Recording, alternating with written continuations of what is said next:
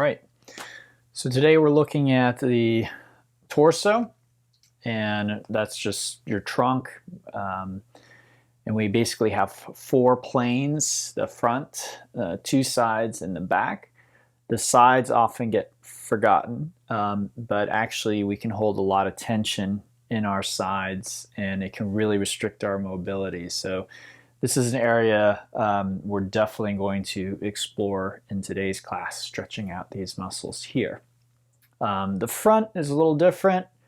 The back and the sides you can stretch all at once. The front, I find that usually you have to stretch them independently.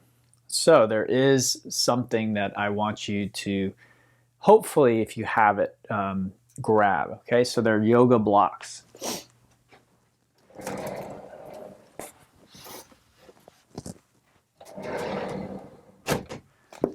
So this is a great prop if you don't already have them. Brightfire has some, so you can grab them. If you go by the office, they said that you could borrow them. I'm not sure how many are left, but I think it's a good investment. So if you haven't already invested in a couple of yoga blocks, I highly, highly recommend it. And I'll try and give you an alternative if you don't have this, but it won't be quite the same. Stretching up here without the blocks is going to be difficult and impossible. All right, so if you have yoga blocks, go ahead and grab them. We won't need them until toward the end of class, so I'm going to put them over the side here. And then we'll start on the back in a banana pose. Bring our hips over to the right edge of the mat. And then we'll take our arms up. I'm going to reach up, grab the right wrist with the left hand, and then take the left leg over to the left, cross the right ankle over it, and then you're looking for a stretch right in here. Again, we're starting with the sides. And if you don't feel that, you just wiggle yourself over to the side like so, until you begin to feel a stretch in your waist and your ribs. Now, as always, there are a few things you need to check for yourself. So one is that this does not feel unsafe for your body for whatever reason. 2, that you feel the stretch as I described. And then finally, you want to try and make yourself relatively comfortable. So little tweaks like where's your head facing? Are your arms straight or bent? How far you've pushed yourself into the pose. These are things that can make you more or less comfortable, generally speaking.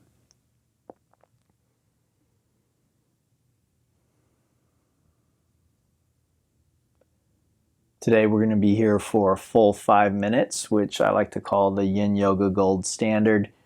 And we're already a minute in, so we've got about 4 more minutes left here.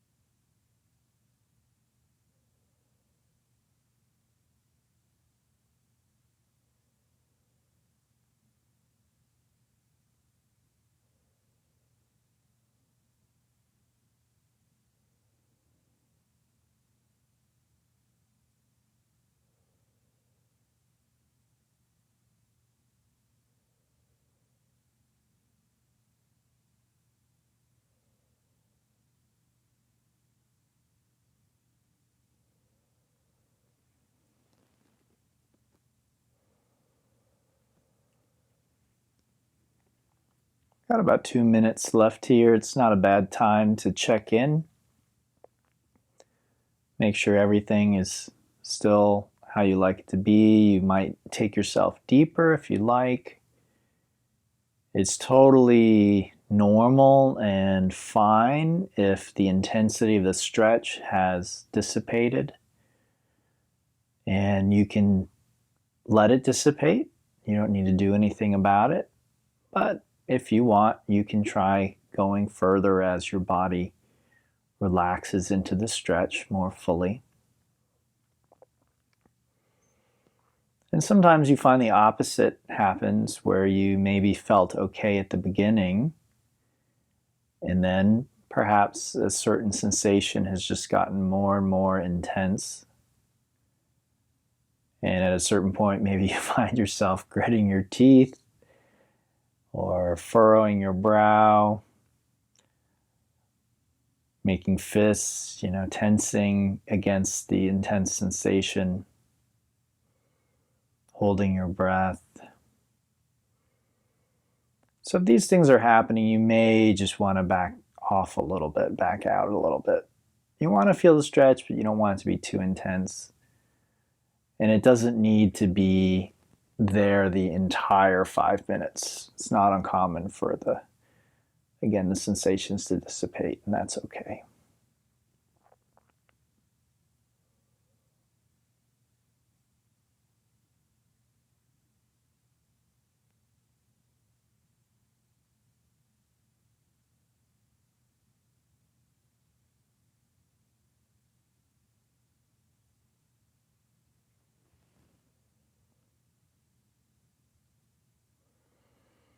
All right, let's go ahead and come through neutral.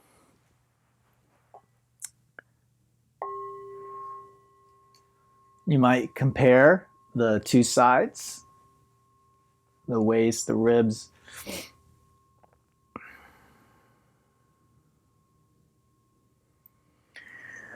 And then gradually make your way over to the other side. I like to move my hips to the edge of the mat so that there's plenty of room for my limbs on the mat. It's not required by any means. So if you've got plenty of space, you don't want to move over, you want to stay in the middle of your mat, that's perfectly fine.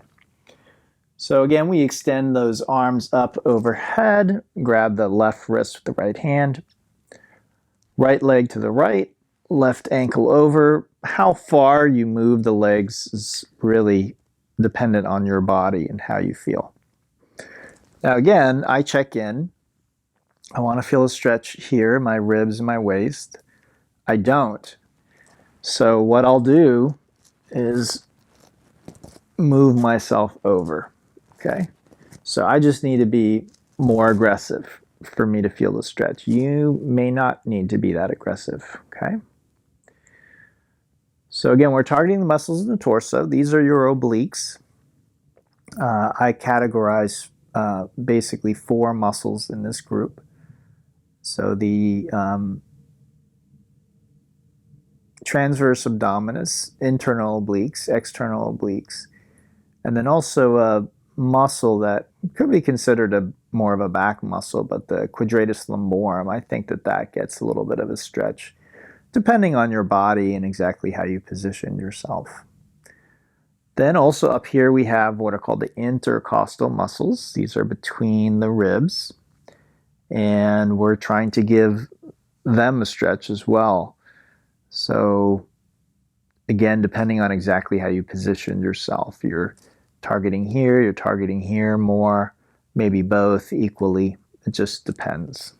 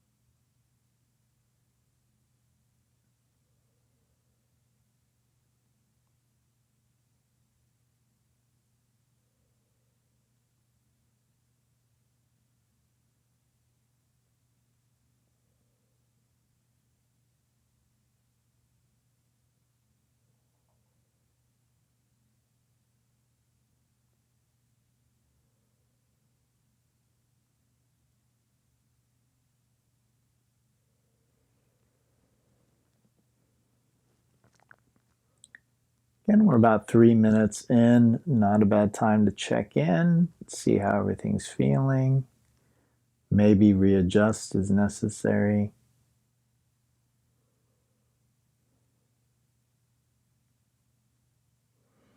Or do nothing at all.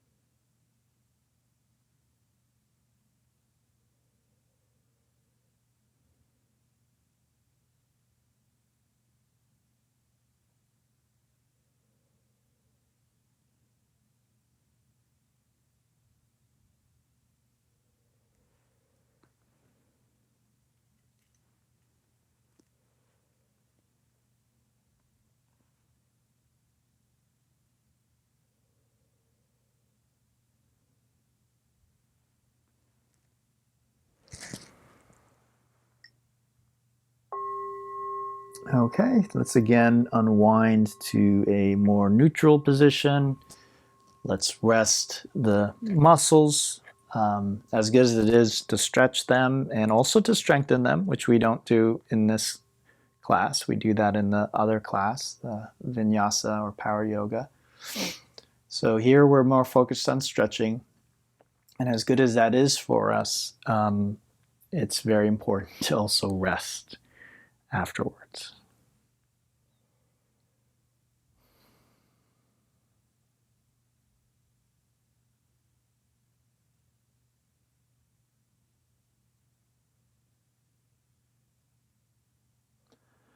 Okay, we bring our legs in. This is our counter stretch. Call this the leg cradle. Just some movement, whatever you're craving.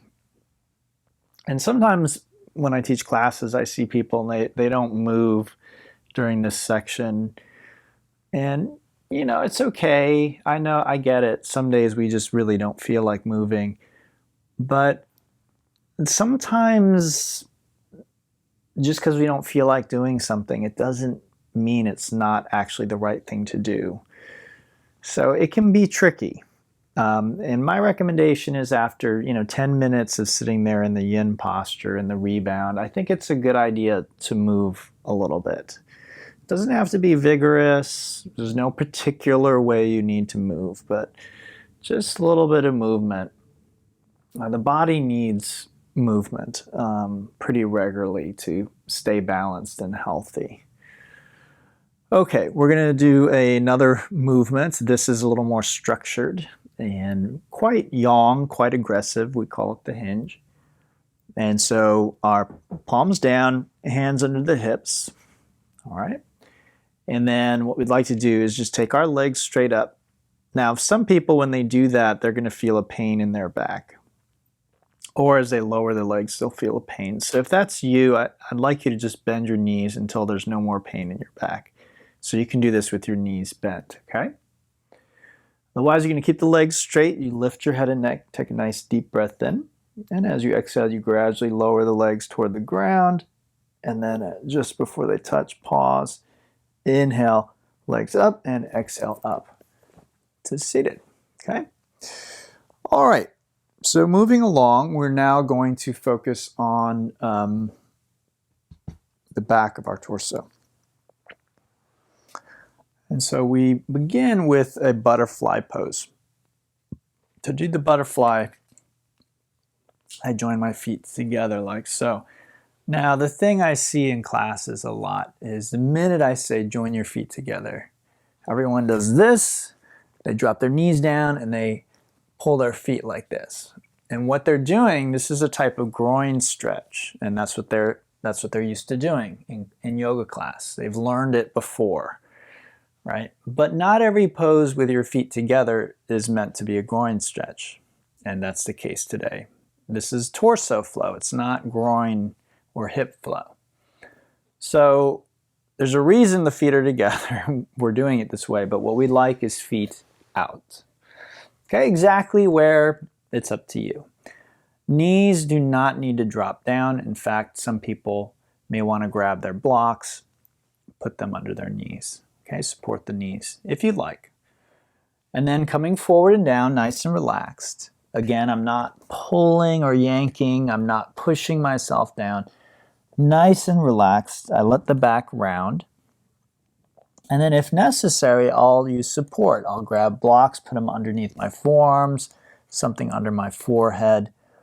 But I still would like a stretch back here.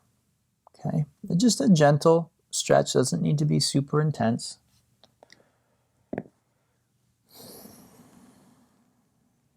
And then again, we'll be here for a full 5 minutes today.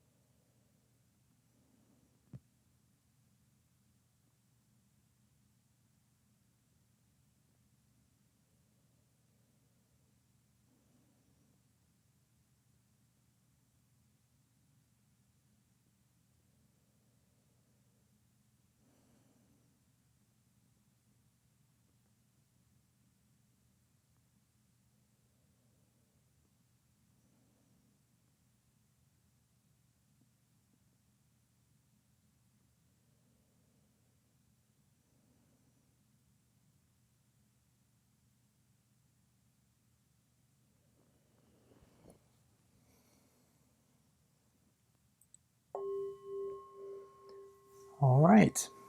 So we'll inhale, and we'll come on up. And then what I'd like you to do is just modify slightly what you're doing. We're just going to take the legs and bring them out straight. And now, if when you do that, this happens to quite a few people. Once their legs are straight, they look like this. And then sometimes they'll do that. It's usually guys, but it can happen to anybody. Okay, what's happening here is your hamstrings are pulling your pelvis. They attach here, and so it's pulling your pelvis back, which is rounding your back like this. And to prevent yourself from falling back, you're doing that. Now, if that's happening to you, I want you to repeat this. Again, we want to be pulled forward. If I were to fall asleep, I would fall this way, not back this way. Okay, so that's really the test. If you relax, do you fall back or would you fall forward? We want to fall forward. So if you don't fall forward when you relax, you're going to bend your knees. This, or you could put something under them, a bolster, a blanket or something, okay? Roll something up. And what we'd like is, again, very relaxed, forward and down. I can support my torso with a bolster, forehead with a block, 2 blocks into my forearms. My feet are relaxed. I'm not grabbing them. I'm not pulling myself down. Again, so tempting for so many people because in our culture, we're almost reflexively programmed to think more is better. And in yoga in general, but especially in this form of yoga, we really need to let go of that idea. More money, more stretching, going further, doing more. This whole concept, it's simply not true. That's just factual. More is not always better. Even things like more money. But at the same time, in this practice, we definitely want to keep that in mind, that we're not trying to go as deep as we can. We're not trying to get as much stretch as we can. More stretch sensation is not necessarily better. So just relax. Let whatever happens here naturally, let that be enough. Even if you're not overwhelmed, or bowled over with the sensations, you're not like, wow, this is the greatest, stretch ever. Just let it be what it is and trust that that's enough. That's very therapeutic what's happening here. Now, again, I'm going to mention it again because it bears repeating. You need to feel safe. So if you know you have back issues and this is making you question whether or not you should be doing this, then don't today. And get in touch and we can look at it together because it's beyond the scope of this class to address medical issues like that. And I may not even be qualified to help you with that, but I may be able to make some suggestions. But in the end, if you're really concerned about safety and health, that starts to become a health issue and it needs to be addressed with a health practitioner, doctor, physical therapist, yoga therapist even.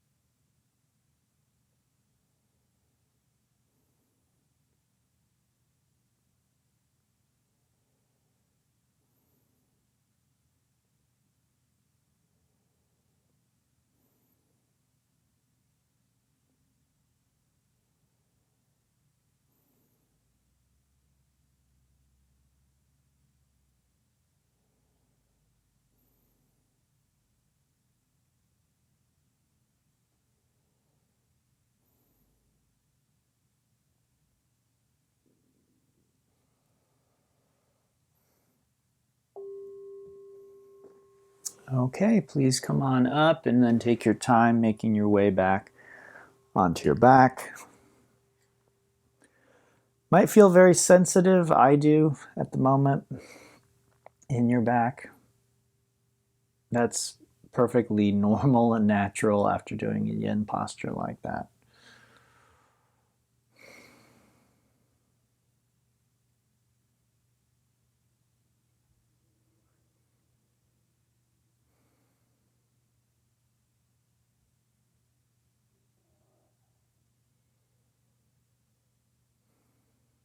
Okay, bring our legs in, give them a little squeeze, move around, shake it out.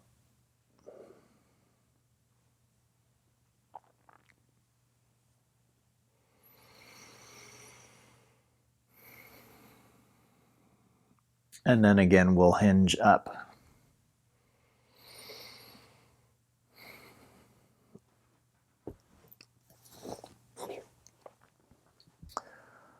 Okay, for this next pose, you may want to sit on something like a block. You also may want to turn to face the side of your mat. That's what I'm going to do. Again, there's very little that's like required. It's everything we do, everything that I teach is a means to an end. It's not an end in itself. So, you know, a pose, the way it looks, the things that I say, it's to help you get somewhere with the technique. It's not how it looks. It's not gymnastics or dance. It's not about looking a certain way, okay? So turn if you'd like. Then what I'd like you to do is take your legs straight and wide. And again, if you're one of these people who are getting pulled back, then you're going to bend your knees. You're going to bend them until, again, if you fell asleep, you would fall forward and not backward. And again, you might sit on something to help with that. Now we're going to turn toward the left foot and reach over and grab it. And if you can't, use a strap or again, bend the knee until you can, okay? Now, once you're there, you want to check in. Do you feel a stretch here in the waist, the ribs? If you do, then I'd like you to just stay here. I feel a little stretch, but I would like more. More is not always better, but for me, I do hold quite a bit of tension here, and I'd like to stretch it intensely today. So what I'll do is I will roll or stack my right shoulder over my left shoulder until I begin to feel that. Okay, so I'm looking forward in here, stretching. All right. Now you may also feel a stretch in your leg. That's normal and natural. It might be quite intense, your left leg, the leg you're folding over. And that's very therapeutic too. It's good for you. It's not what we're looking for today. It's not the main course today, but it's a nice byproduct. It's a nice side effect, you might say. So nothing wrong with it if that's what you're feeling. Just try and also feel this. See if you can get this as well.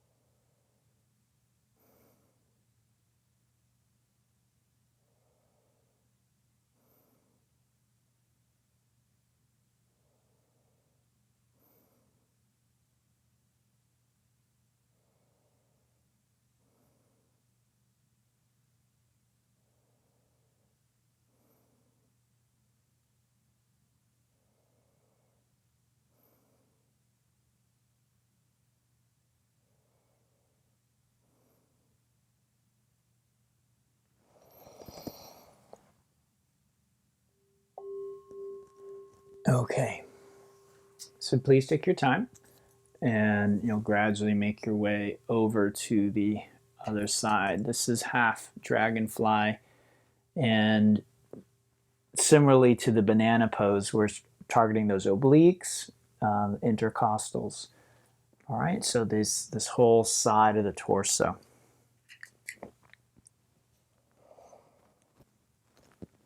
Now, the way I designed the sequence was to think of it more from a Western anatomical perspective, but you can't entirely separate that away from the Eastern perspective of energetic channels.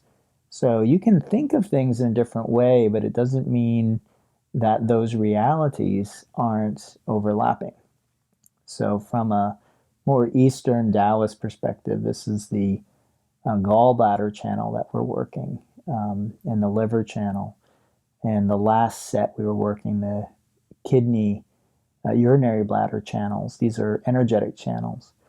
And then later we'll be working the stomach and spleen. These are the yin meridians of the lower body. The other class that I teach, which is the power yoga or vinyasa yoga, we do a lot of push-ups and arm balances, a lot of upper body work. This works the upper body, the more yang meridians of the fire element and the metal element.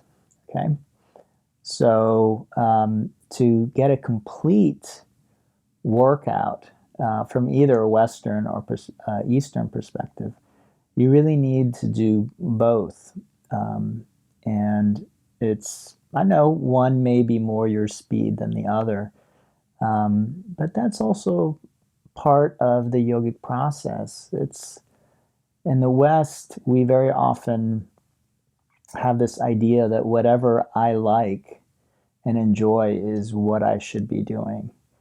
And I think I don't know exactly where it comes from. It might be part of our consumer culture, where maybe we're just encouraged to indulge in whatever it is that we like, to avoid things that we don't enjoy or don't like, other than work, which we do for money.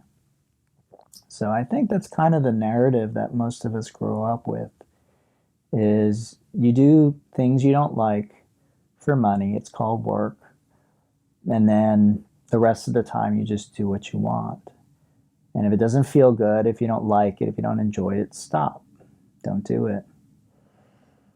And just in my own lifetime and my own experience and what I've studied in yoga and some of these ancient teachings, really isn't the best approach.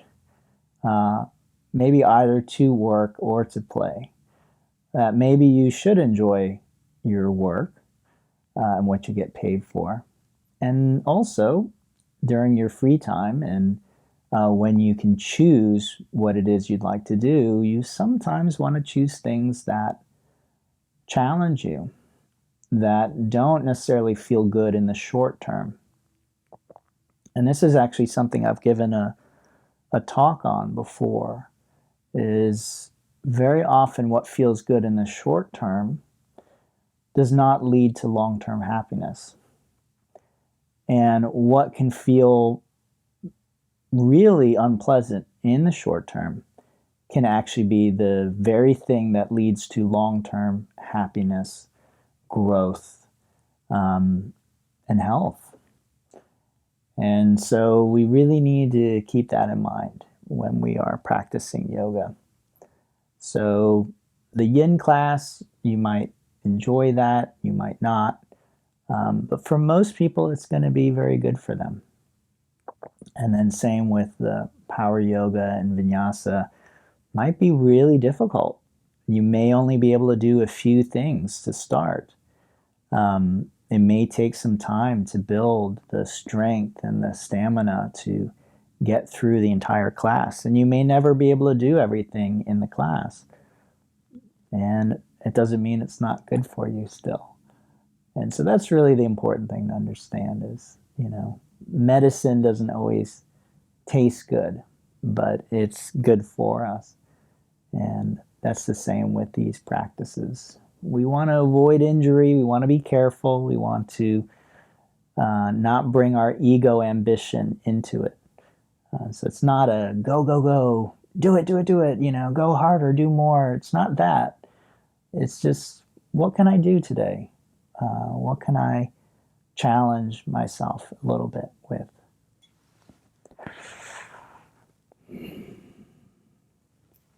All right. Let's unwind and we'll come back onto our back. And if you don't already have your blocks, now is the time to grab them and get them ready.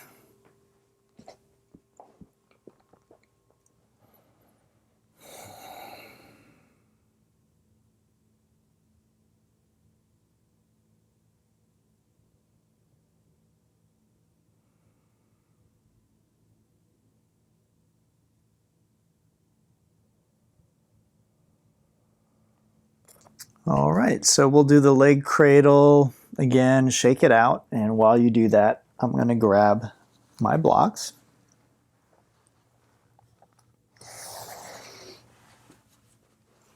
When you're ready, hinge on up to seated again. Okay, so I know not everyone at home has a set of blocks, so alternatives are maybe like a big thick book or encyclopedia. I've seen someone use a ream of paper before, or they stack up reams of paper. Maybe you have a wooden box or something. Anything with a kind of a similar shape to this. You could even fold blankets sometimes if they're stiff and get enough support with them. Okay, now if you really don't have anything at home to lay on, I'm going to show you the alternative real quick. It's this, which is a Sphinx or a seal. It's not going to give you the same benefits, but it is something else you can do. So you would just repeat that. Maybe the first time you do Sphinx, maybe the second time you do seal, okay? I don't teach these postures very often in yin, but for this sequence it makes sense. They're not even really official yin poses, but anything can be turned into a yin pose if you understand the principles and the concepts. So what I'd like to do is I'll take one block and put it behind my back, and I'll take the other and put it behind my head. And the one behind your head ultimately is optional. Now, you'll notice I'm not telling you exactly how to do this, and that's because what I've learned over the years is everyone's a little different. So some people like their block like that, some people like it like that, some people put it up like, I can't tell you how far it is, how close or far away it is from your back.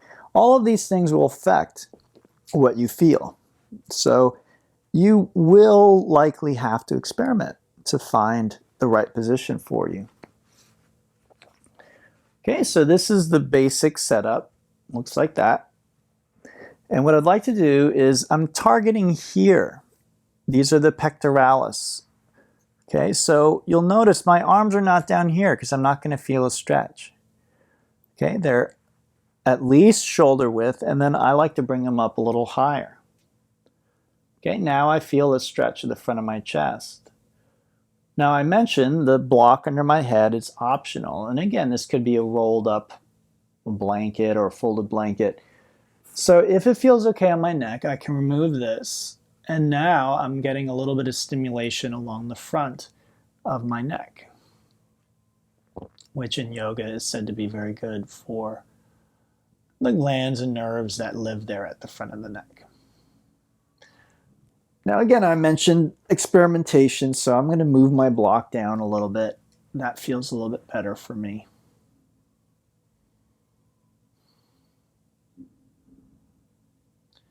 And this is called the supported fish.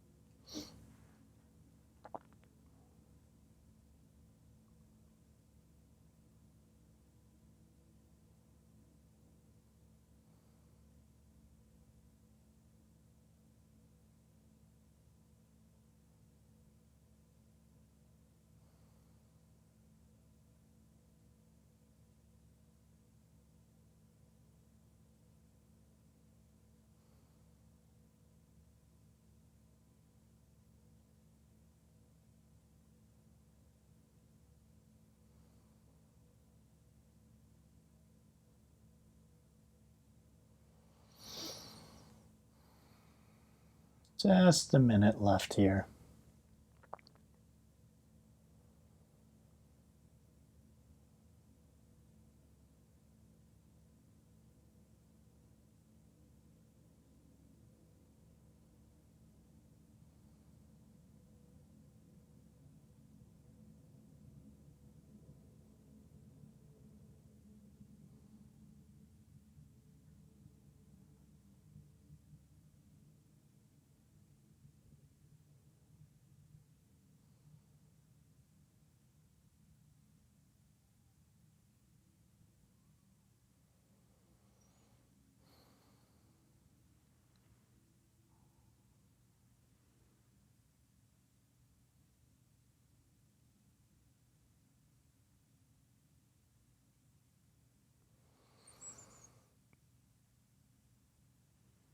Okay, so taking your time, making your way out of that. Again, you might feel quite sensitive. I do. That's normal. So I don't rush out of the postures because that might, make me feel a little too vulnerable, take me over the edge of what I feel is safe and appropriate for me to do. So we're not going to rest too long. We do have another posture that we're doing today. Again, if you don't have your blocks, you can't replicate this at home. You do that Sphinx or seal. Okay, so we were stretching up here the pectoralis and the anterior deltoid. And now what we like to do is stretch this, which is the rectus abdominis. So you have some intercostal here, which might get stretched as well. But these two areas are the two main areas we're going to target. You might get your hip flexors a little stretched as well.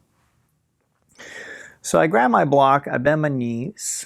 Okay, in the exact position of your feet, don't worry too much about it. Generally, feet are hip distance, the direction of your toes and your knees, all that stuff. It's not really too much you need to worry about. Okay, unless there's pain or something like that, you're going to move your body in a relatively safe way. Okay, so I have my block, I lift my hips up, and there are 3 different heights for the standard yoga block. So I'm going to choose the one that makes the most sense for me. For me, that's likely going to be this position here, the high position. But for you, that might be way too much. Okay, so you're not trying to do what I'm doing necessarily. You're trying to just find your edge, your safe limit. Okay, so again, I look, do I feel a stretch here? Not really. So what can I do? Well, I can begin to straighten out my legs, and I can also extend my arms overhead. And then I personally rock a little bit on the block. I try and find a position where my pubic bone is being pulled away from my ribs here, my lowest ribs, because that's where these muscles attach. Okay, so the rectus abdominis is going to attach up here, attach down there. And once I've got the stretch, I just hold it. Now, the other side of this is stretching the front of your body. The only way to do that is a back bend. So this is a back bend. And what does that mean for us? Well, a lot of people feel back bends in their back. And in our culture, it's super common for people to have back issues. So again, if I have back pain, any kind of back pain, all right, on a somewhat regular basis, I have a medical issue. That is a health issue.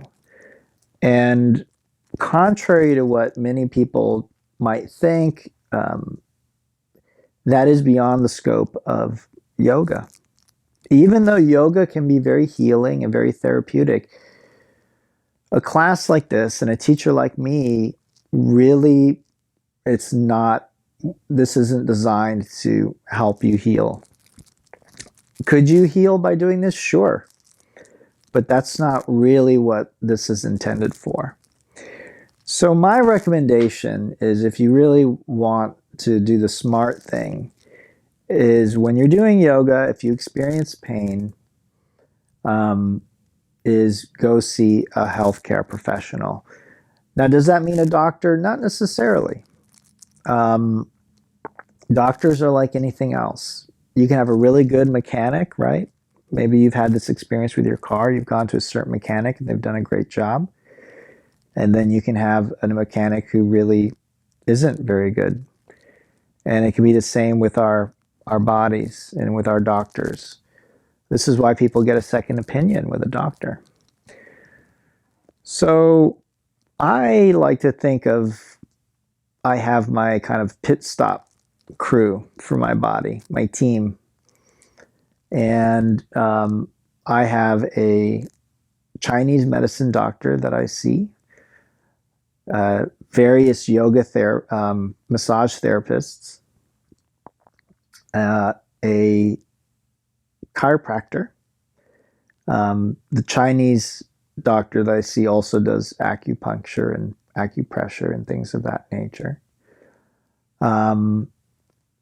A physical therapist.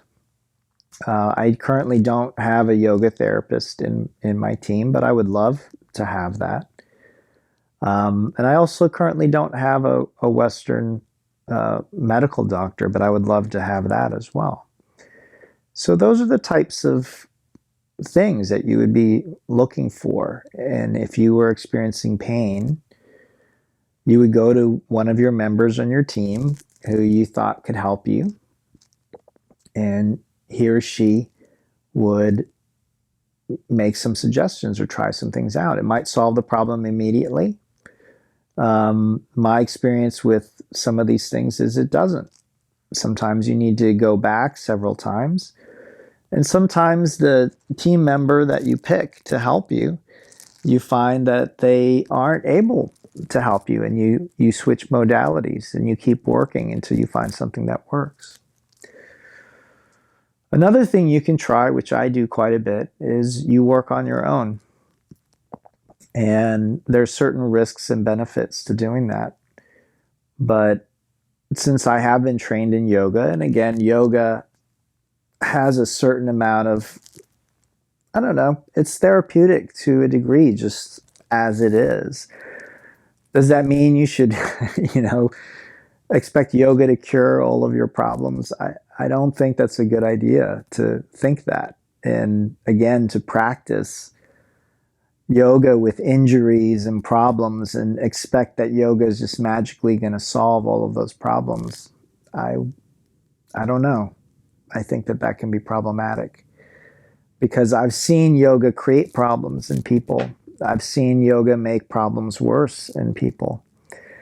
So this idea that yoga is going to cure everything and solve all of my problems, I've seen enough evidence to the contrary that I'm not necessarily going to believe that. But at the same time, if you know what you're doing, if you do your research, if you're patient, if you aren't afraid to experiment and learn from trial and error, then my experience is, yes, sometimes you can heal yourself. Or more commonly, in combination with the other things that you're doing, the other people that you're seeing, you working on your own can really, really speed up and help that process of healing. Okay, please take your time. Again, super sensitive, right? That's okay. So what I feel in my back. Even though I was trying to stretch here, my back was definitely taking a lot of stress to do that. Now, here's the important thing, is that was good for my back as well as the muscles on the front of my body. So it was benefiting both, okay? So I just rest for a moment like this. No rush at all. I let things settle. And then when I feel I'm ready, I can pull my legs in, give them a little squeeze. Just shake it out.